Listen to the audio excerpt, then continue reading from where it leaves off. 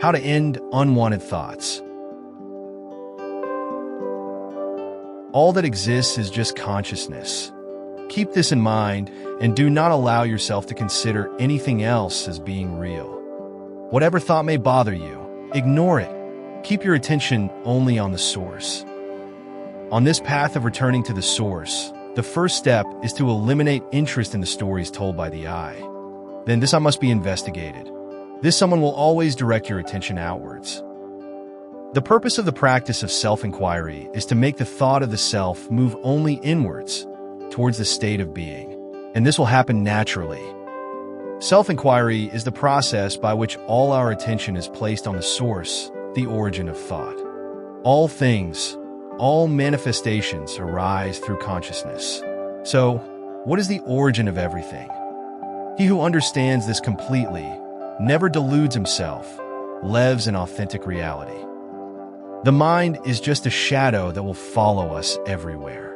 Trying to eliminate or control it cannot succeed as long as there is a belief that this mind is real and that it is something that can be controlled by physical means or mental activities. You cannot control or eliminate a shadow by chasing it. Do not chase your thoughts with mind control techniques because these techniques are also shadows. Darkness is not something real that you need to bury or throw away. It is just the absence of light and nothing more. Just drive away the darkness of ignorance through the light of self-knowledge. You do not get self-realization by getting rid of the mind, but by giving up the wrong ideas about reality and the right notion about this ephemeral shadow that you call mind. As soon as a thought arises, stop it from developing by asking, "To whom did this thought arise?" Question and find out the origin of the thought. Find out who is thinking. Sooner or later, this train of thoughts must end. This is how self-enquiry should be practiced. In the fortress of the mind, the occupants are the thoughts, and they need a thinker to give them attention and credit. If the thinker withholds his attention or challenges these thoughts before they have developed, they will starve to death. Close all entrances and exits to the mind by not reacting to any arising thought or sense impression. Do not allow new ideas such as judgments, attachments, aversions to enter the mind. When you close your mind through mindfulness, challenge any thought that arises by asking it, "Where did you come from?" If you can maintain this siege long enough, there will come a time when no thought can arise. Or if it does arise, it will be very brief. In this thought-free state, you will begin to experience yourself as consciousness, not as a body or mind. For this inquiry to be effective, you must question before thought develops into any stream of thought. And at the end of the investigation, this thought of self sinks into the heart and surrenders. And so, only pure awareness remains.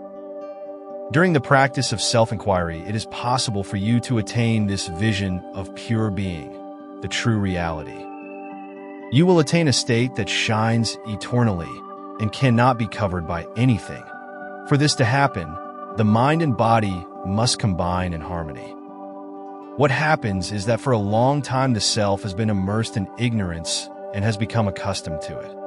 All your beliefs are deeply rooted. All your patterns of behavior reinforce ignorance and strengthen the control that unconsciousness has over you. Ignorance is ignorance of being a self, of being someone, and for its removal, awareness is necessary. It takes a great effort to free yourself. The habits and beliefs that sustain the self need to be challenged again and again. Then, when you become aware of reality, ignorance disappears. You must strive to recognize the truth. By the power of practice, every veil will be removed completely. When you meditate, you are flowing back to the source from which you came. Once you reach that source, you discover that all that exists is only one. No difference or distinction arises there. But to make this discovery, continuous meditation is necessary. Do not consider that it should be done in a specific way, such as with your legs crossed and eyes closed. Do not allocate periods of time for it. This meditation should be continuous. Do it while you are eating walking, and even talking. Maintain this state all the time. Investigate and discover. Who am I? This self-inquiry should be done continuously. It does not work if you consider it as a part-time activity. To succeed, your determination must be firm and strong, and it must manifest itself as continuous effort. Therefore, practice tenaciously. Do not cling to distractions. Just move slowly and steadily towards the source. When the river dissolves into the ocean, the river is no more, only the ocean remains. Thus, the individual self dissolves into the Supreme Self. There is no happiness in separation. The individual, the self, as long as he remains a separate being, cannot have real happiness, contentment, or true peace. The separate being must return his consciousness to his source, and only then will there be eternal peace. You must generate the conviction. I am the omnipresent consciousness that remains unchanged, in which all the bodies and minds of the world are appearing and disappearing. When you become aware of the supreme reality, ignorance disappears. If you can stabilize yourself in this pure consciousness and not lose this contact, then ignorance can never return.